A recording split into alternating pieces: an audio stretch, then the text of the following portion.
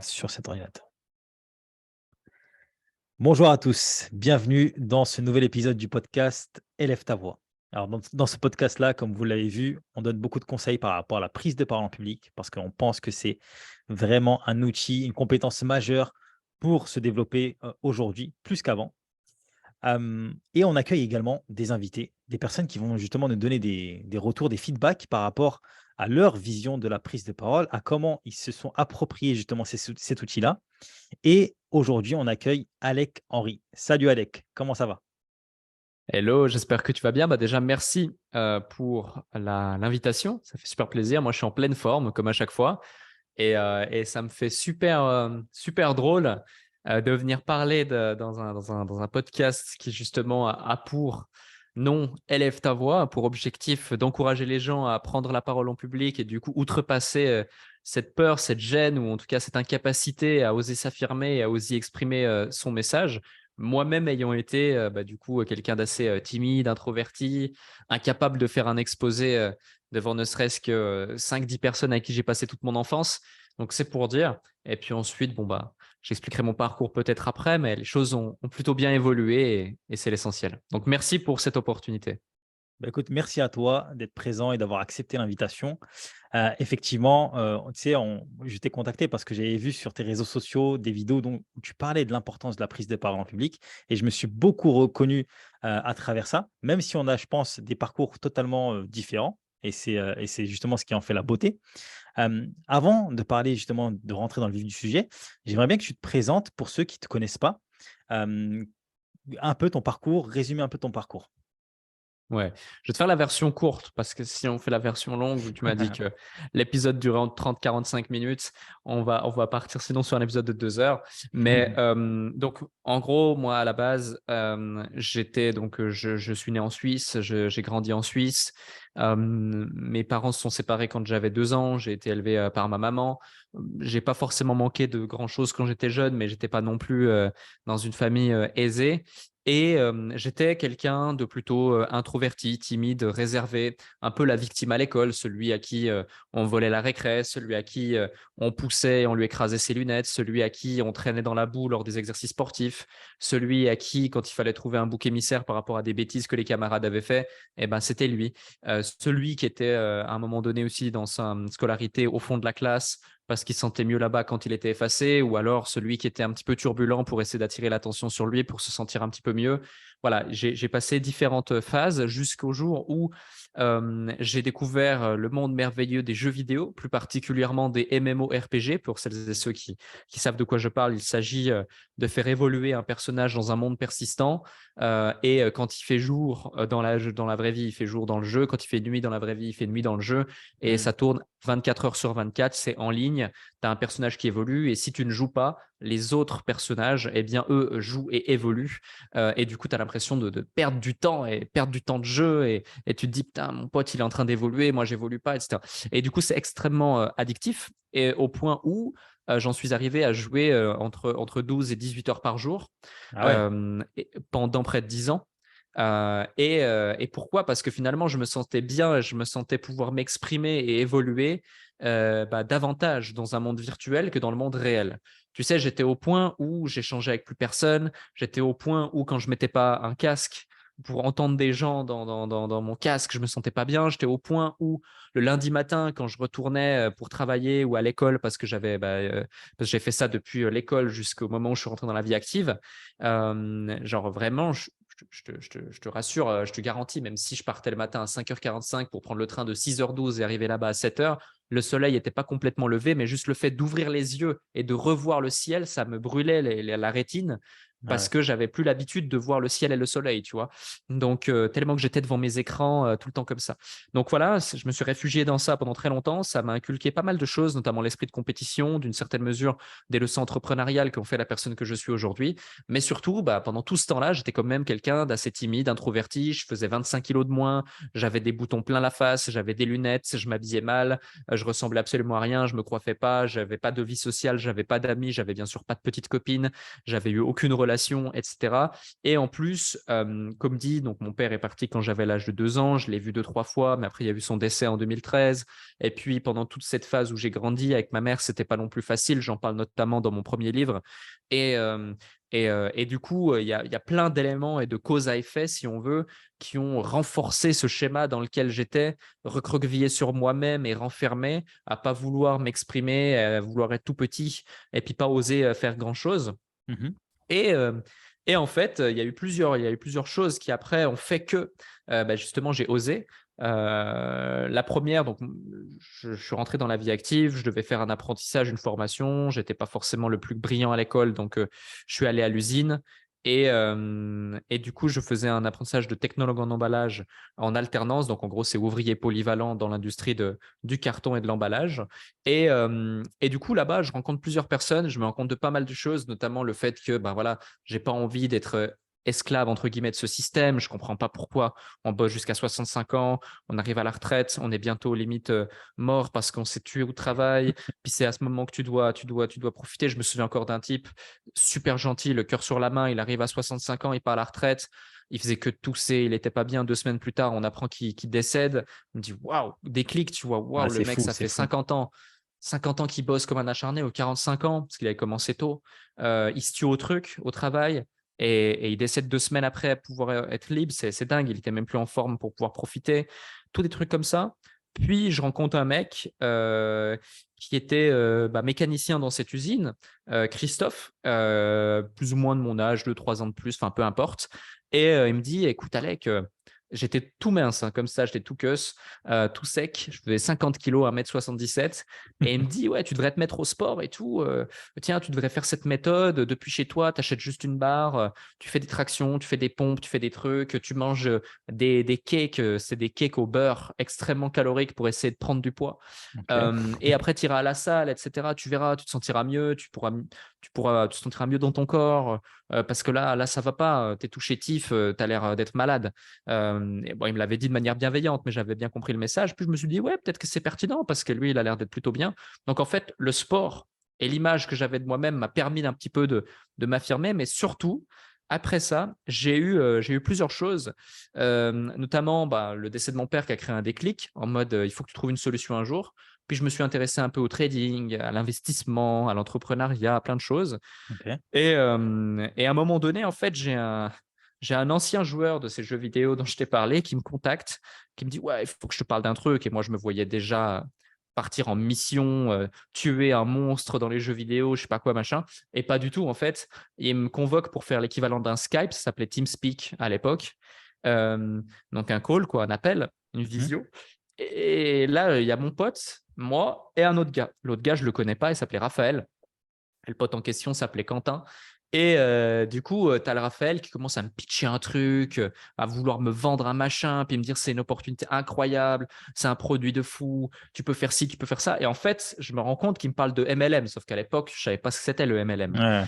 Ouais. Et du coup, il me dit, mais voilà, tu vas devoir vendre ce produit-là, faire des réunions, euh, pitcher le truc, tu peux gagner tant, tu peux faire ci, tu peux faire ça.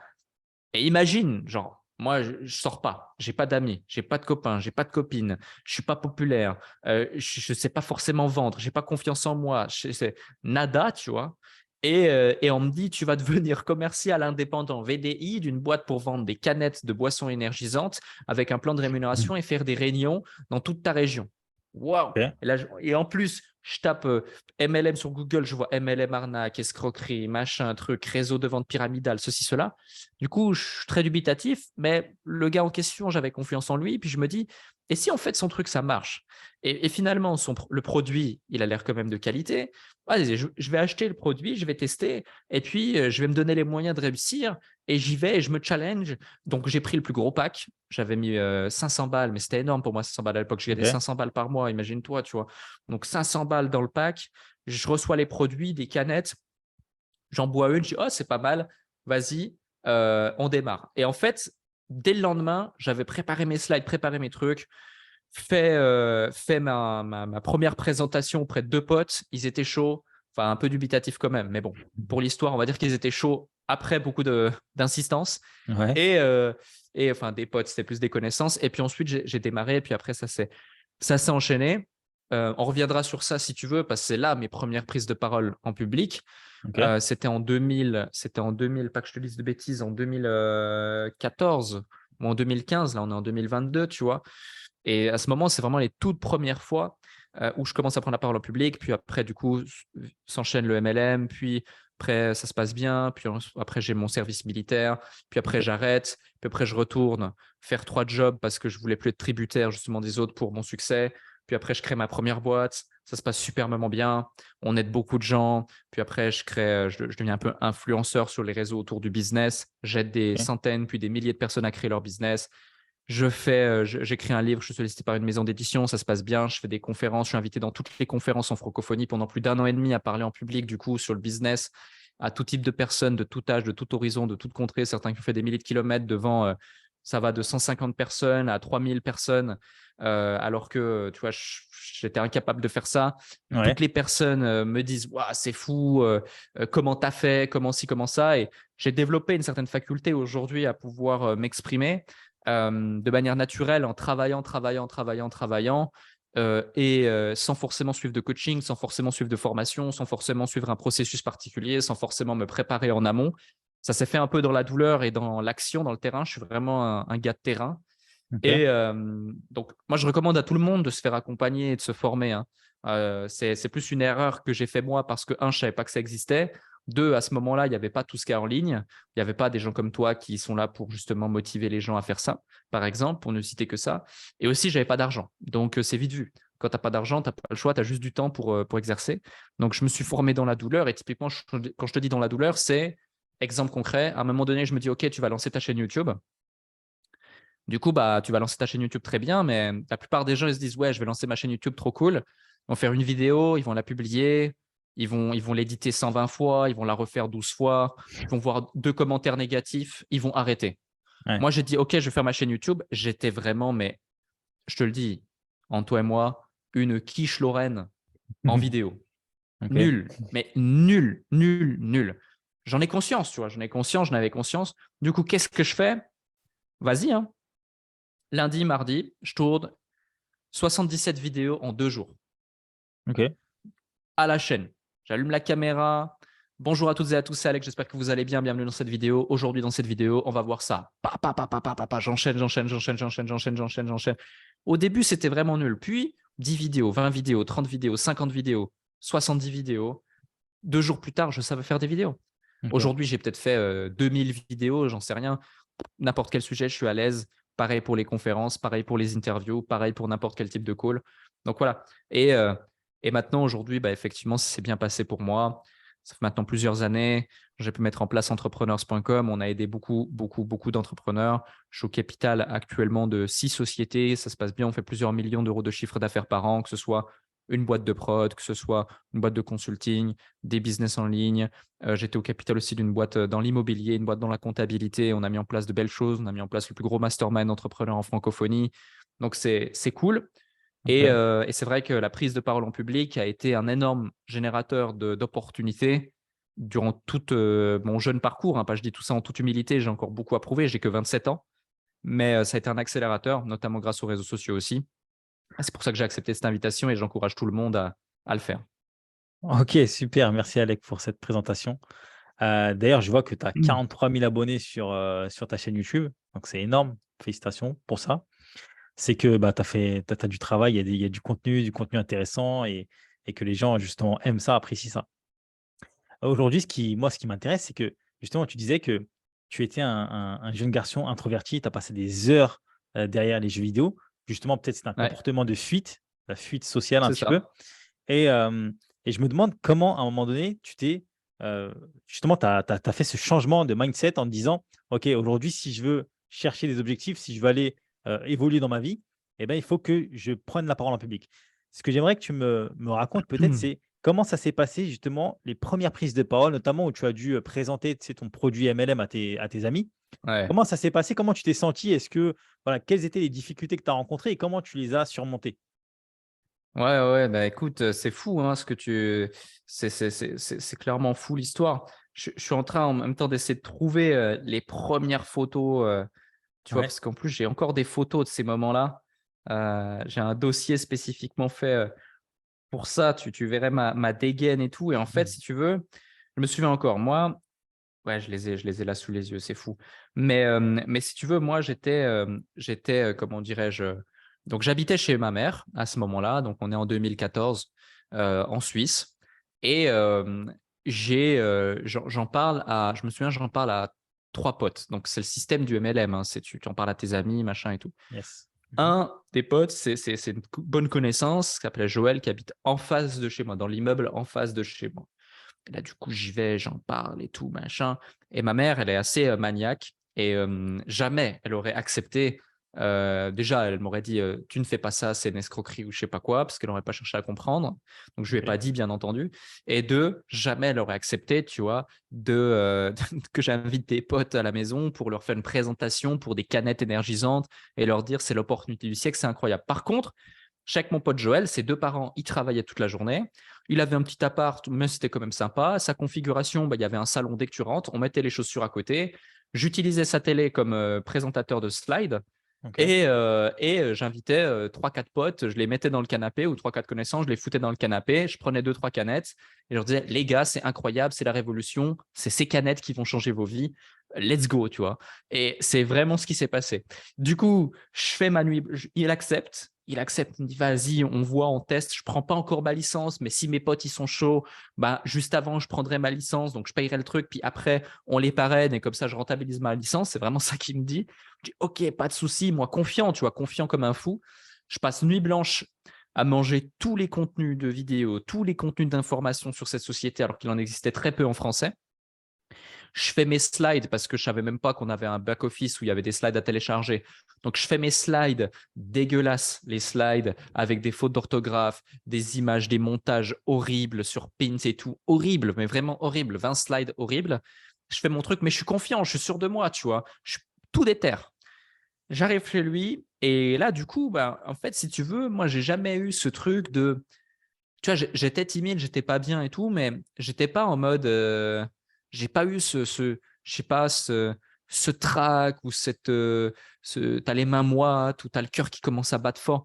Ou si tu veux, je l'avais, mais j'étais tellement déjà dans la suite et dans le fait de me dire, de toute façon, tu es engagé dans le processus et tu dois le faire Mhm. que voilà, il n'y a rien d'autre, t'as pas d'autre choix. Donc, bah T'étais, voilà, euh, j'ai démarré ma presse et voilà. Hein. t'étais galvanisé par l'objectif, c'est ça? Peut-être, ouais. Tu vois, c'est un peu comme euh, une des dernières fois où j'ai ressenti ça. Je l'avais aussi beaucoup ressenti quand j'ai fait ma scène à 3000 personnes, qui était quand même qui est mon record, entre guillemets. Et toi, quand tu as un parterre de 3000 individus, tu sais que tu as de la chance, qu'en plus, mon pitch, c'était pas rien. J'étais le speaker, référence au niveau business dans un séminaire des plus connus en France pour la liberté financière. Et je leur expliquais vraiment, genre, j'avais 24 ans et je leur explique genre les 4 étapes clés qui fait qu'un business marche ou pas. Genre, qui suis-je pour leur Ouais. dire j'ai la science infuse, c'est comme ça le business, tu vois. Mais bon, donc j'avais une certaine responsabilité. Bon, finalement, c'est tellement bien passé. C'était il y a 3 ans maintenant, 2-3 ans. J'ai encore des gens aujourd'hui qui me contactent pour me dire j'ai vu ta conférence, j'ai appliqué, j'ai eu des résultats, je veux travailler avec toi. Donc, c'est cool. Mais voilà, c'était quand même quelque chose. Là, j'ai eu un petit trac. La dernière fois que j'ai ressenti ce trac, et c'est drôle que tu m'en parles parce qu'il n'y a pas si longtemps que ça. Et puis, ça m'a permis de conscientiser, de me dire qu'est-ce qui fait qu'en fait, bah, j'ai réussi à outrepasser ça. C'est comme tu dis, tu es galvanisé par l'objectif, mais tu es déjà tellement engagé dans le process que tu sais que tu ne peux pas y échapper. Donc, de toute façon, tu dois faire en sorte que ça se passe bien parce que tu ne peux pas y échapper.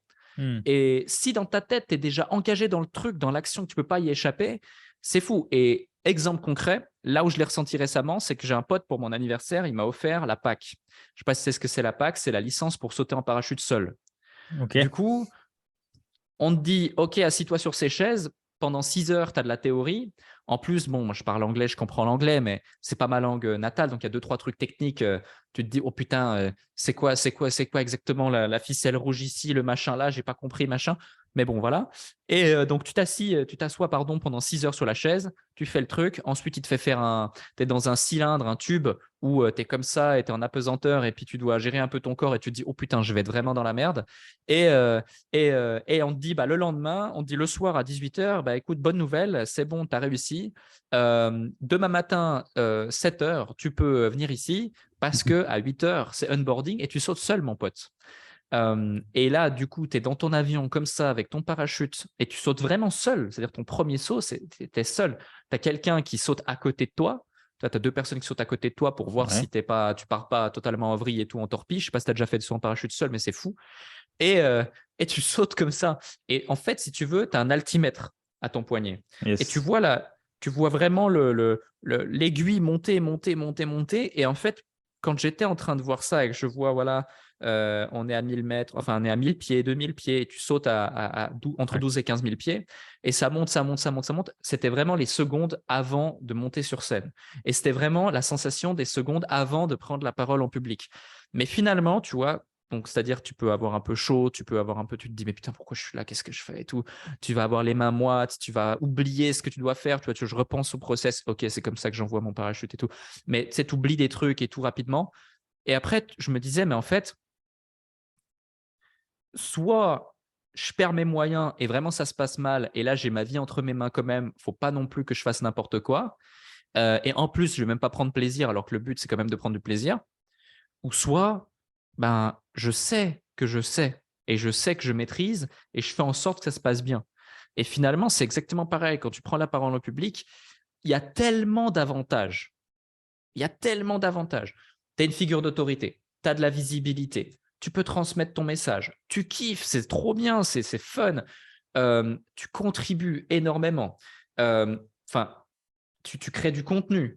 Il y a tellement, tellement, tellement, tellement, tellement d'avantages. Je ne saurais les citer tellement il y en a à oser t'exprimer et prendre la parole en public, quel que soit le domaine et quel que soit le sujet, que finalement, les upsides face au downside Ok.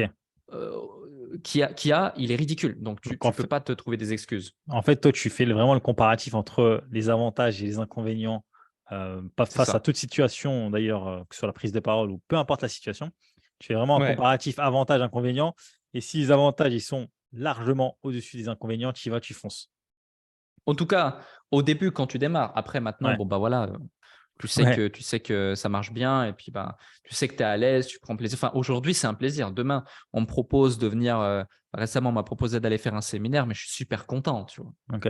Ouais, tu vas Même si vraiment c'est des avec. sujets, c'est ça, même si là, typiquement, j'ai fait un séminaire avec 400 personnes récemment, il y a quelques semaines, il y a 2 semaines, sur un sujet dont c'est pas mon expertise à la base. C'était la première fois que je traitais ce sujet, mais j'étais ultra, ultra à l'aise. C'était génial, j'ai adoré. Ok. Alors que à l'époque, quand j'ai démarré la prise de parole en public ou des choses comme ça, mais j'aurais relu mes slides 25 fois avant, je me serais posé 10 000 questions, suis-je vraiment légitime à ça, etc. Toutes ces questions que la Ouais. plupart des gens se posent, mais il faut outrepasser ça. Justement, pour toutes les personnes, parce que ça revient beaucoup, fameux syndrome de l'imposteur, qui suis-je pour parler Ouais. de ce sujet. Comment justement, toi, tu contrecarres cette pensée en te disant, voilà, bah, écoute, je ne suis pas expert dans ce domaine-là. Par contre, j'ai une proposition de séminaire sur tel ou tel thème. Je ne suis pas un expert. Hmm. Et par contre, j'y vais.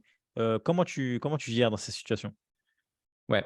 Bon, déjà, quand même, je suis peut-être pas la meilleure personne pour répondre à ça parce que vu que j'ai un côté un petit peu extrémiste et limite psychopathe, Mhm. j'en parlais de ça avec quelqu'un que j'ai interviewé sur mon podcast. C'est un sportif de très haut niveau. Il a fait les Jeux Olympiques, il a cumulé énormément de médailles. Il a fait Rio, il a fait Tokyo, il a fait Londres, etc. Et je lui posais une question parce que tu vois, ses amis, c'était Eddie Riner, Tony Parker, tous les médaillés olympiques, etc. Et je dis, c'est quoi leur point commun à tous ces mecs? Et il me dit, c'est des gros psychopathes. Et je dis, ah, ça tombe bien, moi aussi.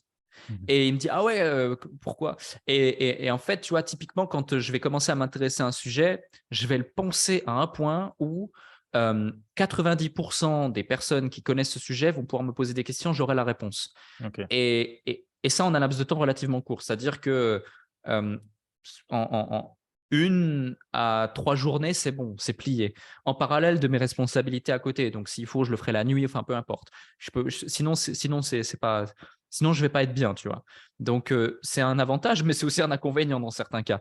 Et du coup, là, c'était un peu ça. Donc, finalement, je triche un peu. C'est-à-dire que déjà, dans ma tête, je me dis, OK, tu peux être serein parce que tu en sais au moins plus que 80% de la salle. Ok. Et même s'il y a un truc que tu sais pas, j'ai développé une certaine aisance à rebondir ou à détourner un truc ou à poser une question à la place de répondre donner une réponse, un peu comme un politicien finalement. Et, euh, et du coup, j'arrive à me sortir de n'importe quel bourbier en public. Et ça, je pense que c'est important parce que un des trucs qui bloque les gens, c'est qu'ils imaginent des scénarios dans lesquels ils peuvent perdre le contrôle, ils peuvent perdre la face. Qu'est-ce qui va se passer si j'oublie mon texte? Qu'est-ce qui va se passer si on me pose une question, je n'ai pas la réponse? Hmm. Qu'est-ce qui va se passer si je bégaye et ça fait rire les gens? Qu'est-ce qui va se passer si je m'encouble? Qu'est-ce qui va se passer si ma télécommande, elle a un bug et ma slide, elle passe pas? Tu vois, c'est tous ces scénarios. Et il Scénario faut que tu les catastrophe. Hmm. scénarios catastrophes ou scénarios problématiques, il faut que tu les anticipes et que tu dises, OK, bah, qu'est-ce qui se passe? Tu vois, et je te donne un exemple. Une fois, ma slide, elle ne marche pas et je n'avais pas forcément bien réagi. Enfin, je m'étais dit, OK, là, tu as perdu le contrôle, c'est pas bien. J'avais cassé le fil de ma présentation. C'était pas cool. C'était pas catastrophique, mais c'était pas cool. Je n'étais pas fier de moi. Donc, il faut toujours avoir de l'auto-analyse. Enfin, moi, je le vois comme ça. Un autre coup, 1 an et demi plus tard, je refais une présentation. Ma télécommande ne marche pas, ma slide ne marche pas. Directement, je me souviens de cette situation, je réagis, ça part limite en one-man show sur scène, en rigolant avec la salle, en interagissant. J'envoie la télécommande à quelqu'un de l'équipe en même temps, il change les piles, tac, tac, tac. Je fais un jeu de rôle dans la salle, hop, hop, hop. Je rigole avec ça, je rigole de la situation, je leur donne une leçon de vie au travers de cette situation. Boum, je reprends ma télécommande, j'enchaîne mes slides. J'ai Ok. réveillé toute la salle, j'ai recapté l'attention et en même temps, j'ai gardé le contrôle et j'étais super fier de ma prestation à la fin et les gens ont kiffé de A à Z. Et du coup, tu vois, si j'avais anticipé dès le départ cette problématique, bah, le scénario 1 où ça s'est mal passé, ben, il n'aurait pas eu lieu. Donc, c'est tous des trucs comme ça, tu vois, que je pense qu'il faut faire parce que la plupart des peurs sont irrationnelles et c'est à cause de petits blocages comme ça que des fois, tu t'empêches de faire des trucs qui peuvent littéralement changer ta vie ou t'offrir des opportunités folles. Ouais, yes, je suis complètement d'accord avec ça. Et d'ailleurs, ça me fait penser, tu sais, nous, ce qu'on dit souvent dans nos formations, c'est que à un moment donné, c'est bien de connaître son texte, c'est bien de réviser, d'apprendre, etc. Mais ce qui est le plus important, c'est la connexion avec le public. Et comme tu l'as dit Ouais, dans ton dernier exemple, heu, tu as un problème avec ta télécommande, et ben, tu te connectes avec le public ne le voit même pas. Et ça, c'est intéressant parce que tu es dans le moment présent. Si tu aurais été, dans tes slides, dans ton intellect, tu serais resté bloqué justement comme la première situation et ça aurait été, un peu moins bien, perçu par le public. Et ça, je trouve que c'est intéressant ouais, parce que justement le pouvoir du moment présent, vraiment accepter ce qui se passe et faire avec. ouais, c'est ça, exact, totalement. OK et tu as dit OK, une autre chose qui était intéressante, c'est justement la capacité de l'être humain à s'imaginer justement les pires scénarios. Et Hmm. malheureusement ça, moi j'ai l'impression que, en fait, plus tu vas te mettre dans un mood négatif, par exemple, tu peux te dire, voilà, le public, «Ah mais je les connais pas, je les sens pas» et cetera. Plus tu vas entretenir cette croyance en toi et plus elle risque d'arriver véritablement. Alors que si tu es dans le mood inverse, mood positif en te disant: «OK, le public, ils ont l'air cool, ils ont l'air super, je les connais pas». Tu te mets dans une bonne énergie comme ça avant d'y aller et ben, tu vas, transmettre cette énergie à ton public et ce public-là, il va te la redonner, tu vois?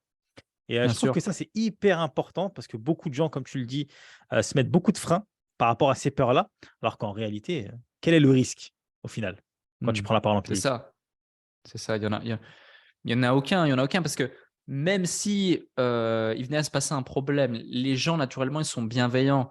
En général, ils vont soit applaudir, ils vont soit patienter, ils vont soit, être émus, soit t'aider.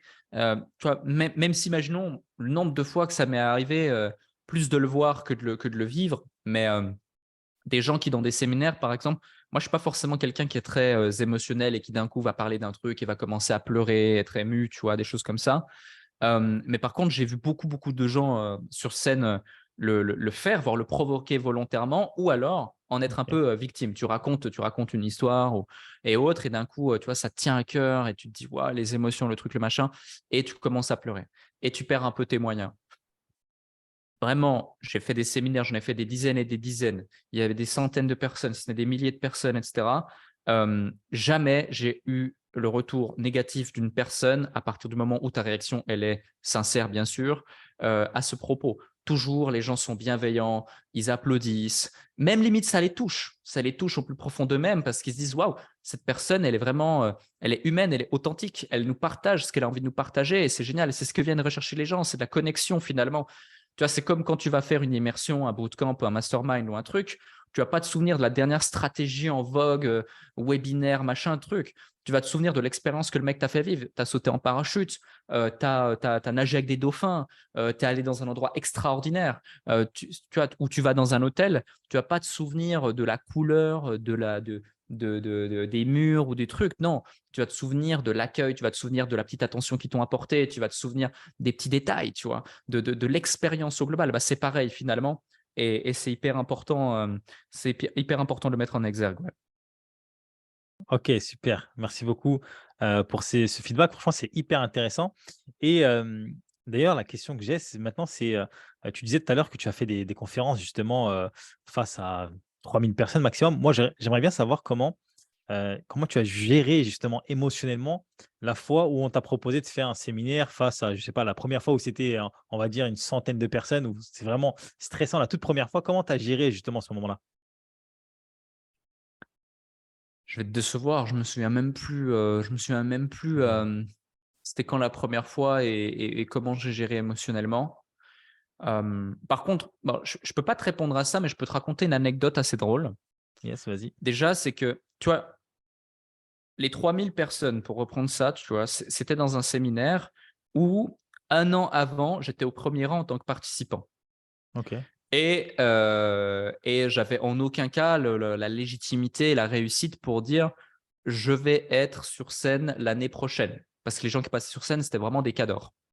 Mais dans ma tête, je me suis dit, et j'ai dit à mon entourage qui était autour de moi, des amis, etc., des connaissances, écoute, je vais m'inscrire au truc, au programme le plus cher du mec qui organise ce séminaire pour rentrer en contact avec lui, être dans son cercle.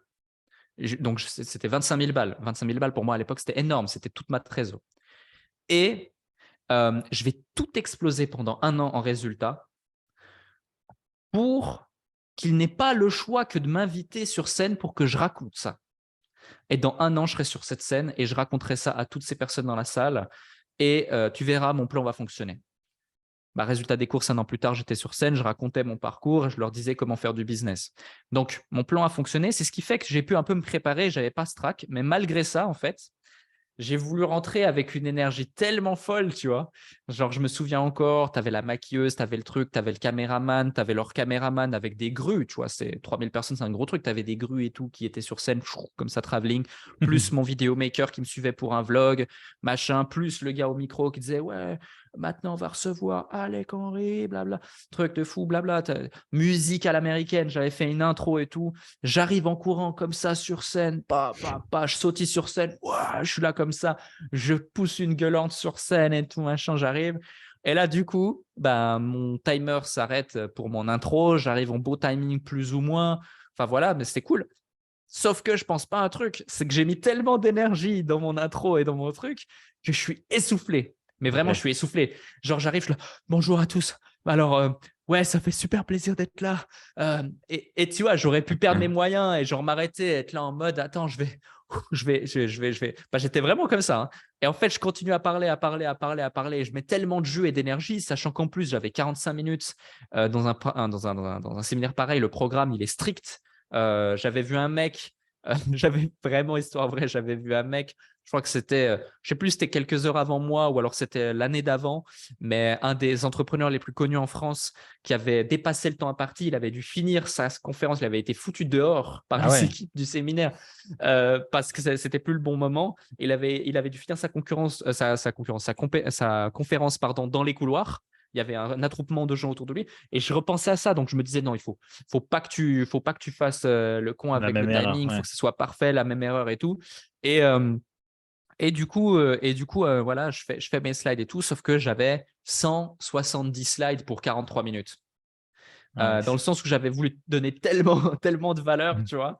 Et voilà. Et pour ceux qui nous regardent sur ma chaîne YouTube, tu l'as évoqué tout à l'heure, je me permets, cette vidéo est disponible, le replay de cette conférence est disponible, celle dont je vous parle, et on me voit vraiment arriver.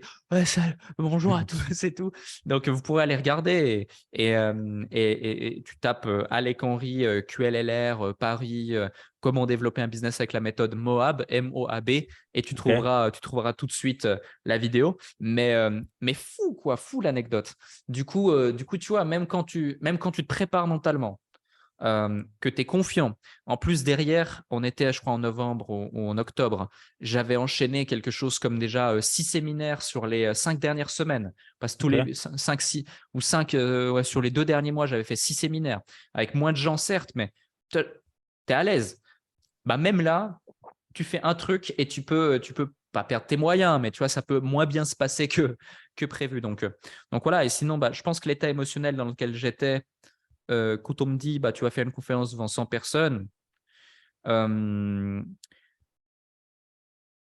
je te dirais que j'étais, je me souviens plus ou moins, il y avait peut-être pas 100 personnes, mais il y avait peut-être 70, 80 personnes. Et je me souviens même, c'était un moment dans ma vie où j'avais tellement pas d'argent que les conférences, je les faisais pas dans des salles de conférences. Je me souviens de celle-ci, je l'ai fait à 15 minutes, 15-20 minutes de la ville où j'ai grandi quand j'étais Ouais. plus jeune. Et je l'ai fait sur la plage, tu vois, sur la plage, gazon.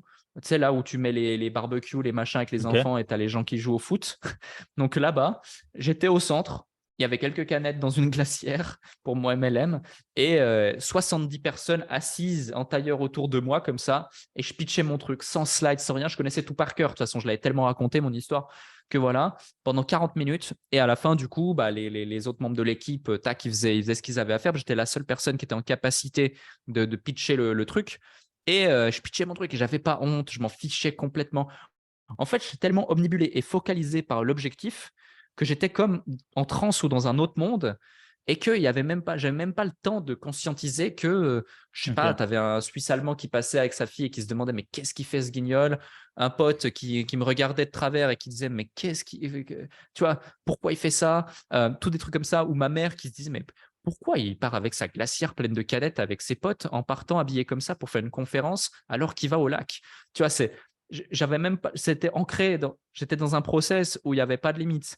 C'est positif comme négatif. Ça m'a valu aussi de perdre des amis, ça m'a valu d'avoir du jugement, ça m'a valu tout ça. Mais au même titre que je n'ai jamais été sensible aux haters sur Internet, jamais été sensible aux gens qui portent un jugement Ok. par rapport à ça. Et heureusement, et là, je vais m'adresser à toutes celles et ceux qui sont sensibles à ces gens-là. Il faut savoir que Tata Ginette, la boulangère, le voisin du dessus, votre camarade, votre collègue ou votre ami faux cul, c'est jamais lui qui va travailler pour vos rêves, payer vos factures ou faire quoi que ce soit en direction de vos objectifs. Jamais. Tout le monde est égoïste. S'il vous critique, c'est juste qu'il vous estime plus courageux, plus audacieux, plus ambitieux que lui et que ça nourrit un mal-être et ça vient justifier son échec ou justifier son inaction, que de vous critiquer et ça le fait se sentir mieux, tout simplement. Donc, il faut plus avoir de la pitié pour lui, de l'empathie et limite du respect en ne réagissant pas, plutôt que de se dire mon Dieu, mais qu'est-ce que vont penser les gens? On s'en tape complet. Excusez-moi, je suis un petit peu vulgaire dans ce podcast. Bah, c'est un truc qui me tient à cœur parce que si j'avais pas, je m'étais pas donné les moyens de réellement, et j'avais pas eu ce tempérament et ce truc que la vie m'a offert, je sais pas ce que c'est, je sais pas le verbaliser, mais de m'en fiche de ce que les gens pensent et de ce que les gens disent de moi online comme offline, euh, je ne serais pas du tout là où j'en suis aujourd'hui. Moi, à la base, tu vois, je suis né dans un petit village de 2500 habitants. Je suis un cancre à l'école. J'étais timide, introverti. Je faisais 55 kilos tout mouillé. Tout le monde, tous mes professeurs me disaient que j'allais rater ma vie. Aujourd'hui, je fais des millions par an. Je vis dans un appartement incroyable à Dubaï. J'ai pu aider des milliers et des milliers de personnes. Je suis au capital de 6 sociétés dans 5 pays différents. J'ai eu jusqu'à 100 collaborateurs. Aujourd'hui, j'ai structuré mon business et vendu des parts dans des boîtes qui font que c'est différent. Mais voilà, j'influence des milliers de personnes sur les réseaux. J'ai des centaines de milliers de personnes qui me suivent, tous réseaux confondus. Je peux faire des choses incroyables, extraordinaires. Tout ça grâce au fait que j'ai osé. Alors, je ne sais pas Ok. si je peux dire que c'est grâce à la prise de parole en public, mais en tout cas, c'est grâce à mon courage, grâce à mon audace. Et ça a été clairement nourri et entraîné, cette audace et ce courage, grâce à la prise de parole en public, assurément. Hmm. Donc, c'est hyper important de le dire. Et je ne veux pas passer pour un mec péteux ou présomptueux ou sans aucune humilité, parce que ce n'est pas du tout mon cas. Mais c'est juste, et j'ai encore beaucoup, beaucoup de choses à prouver, un parcours qui ne fait que démarrer, de par mon jeune âge et de par mes ambitions, mes objectifs. Mais c'est juste pour dire que voilà, si j'étais en capacité de le faire, franchement, et ce n'est pas un discours marketing, j'ai rien à vendre, tout le monde est capable de le faire. Yes. Je pense que tu as bien résumé la chose. En fait, au-delà de la prise de parole, c'est vraiment le côté oser, quoi. Oser prendre le risque.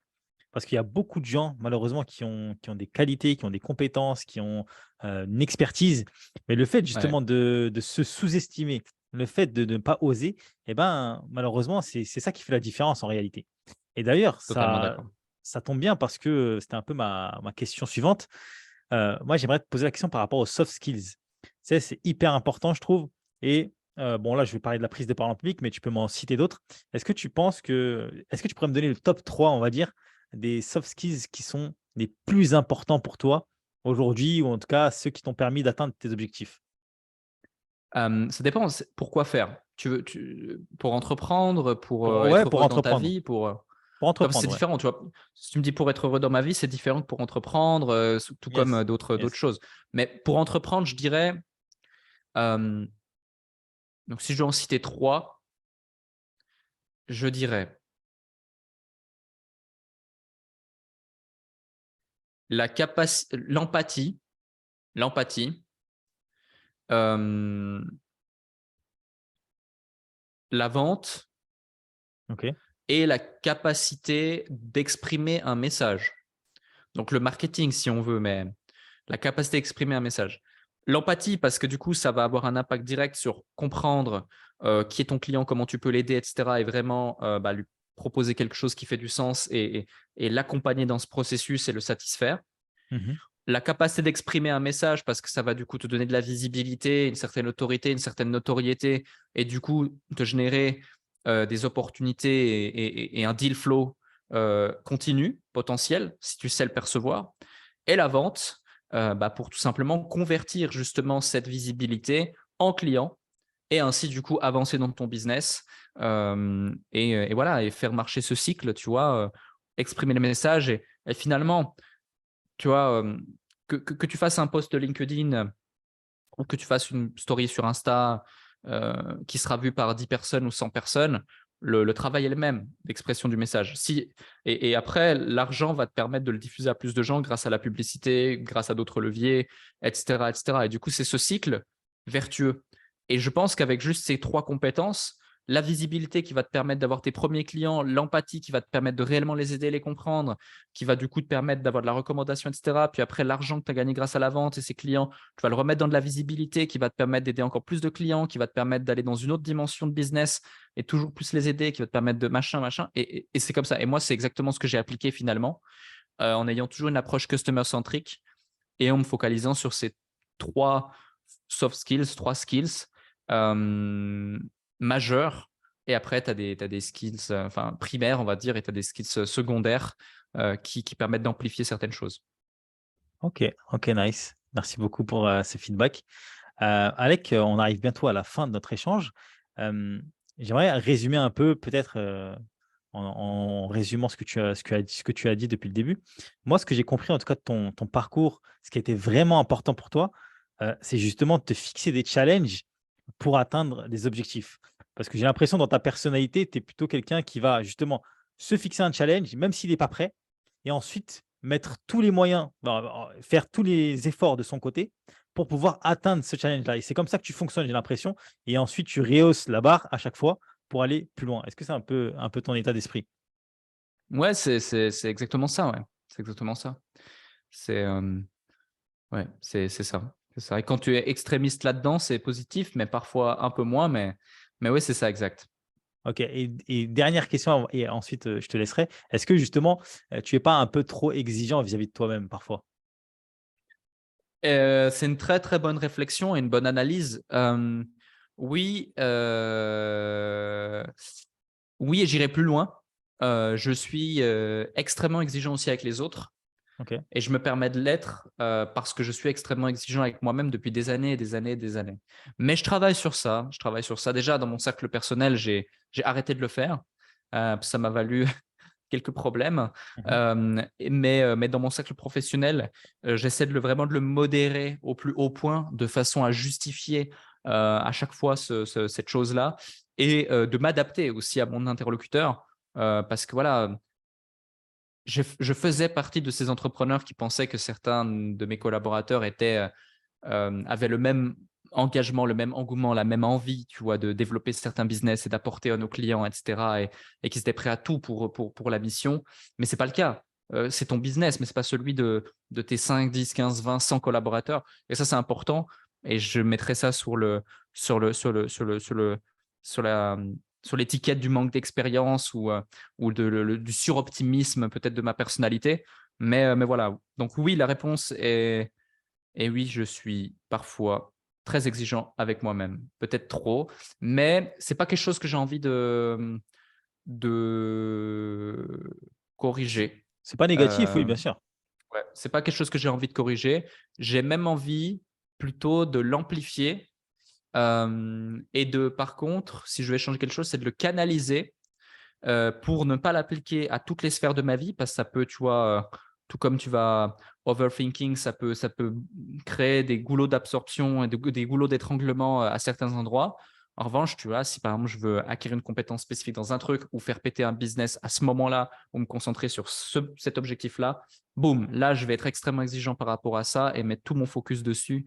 Et ça peut, c'est c'est- c'est plutôt, c'est plutôt important et je pense que ça mérite d'être mis en évidence.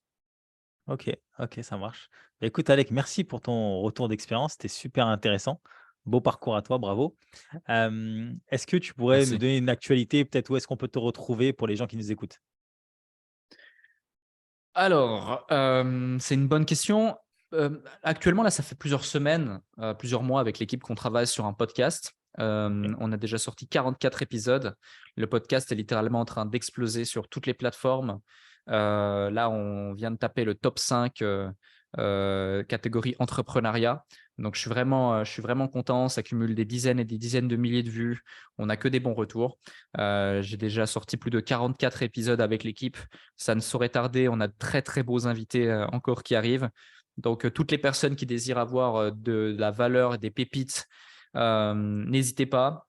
Allez-y, les yeux fermés. Si vous êtes ici, c'est que vous aimez le format podcast. D'ailleurs, très important, sur ce podcast, allez sur Apple Podcast, mettez 5 étoiles Apple Podcast, mettez un avis sur Élève ta voix. C'est très, très important. Ça aide énormément les podcasts et malheureusement, l'ergonomie des plateformes n'est pas faite pour inciter justement les utilisateurs à mettre des avis et pourtant, c'est si important. Yes. Donc, faites-le sur Élève ta voix, faites-le sur le podcast Le Déclic, qui est notre podcast. Et puis, hâte de vous retrouver et j'espère que cet épisode vous a plu, qu'il t'a plu également, que tu as apprécié. Moi, j'ai bien apprécié cet échange également et voilà. Merci pour l'invitation encore une fois. Merci à toi, Alec. Merci, bravo et bonne continuation pour tes projets en espérant te croiser en physique un de ces quatre. Pour les gens qui nous écoutent, je vous remercie d'avoir écouté. Dites-nous ce que vous en pensez justement en commentaire. Et n'oubliez pas qu'en prenant la parole, on prend sa part du monde. Allez, ciao!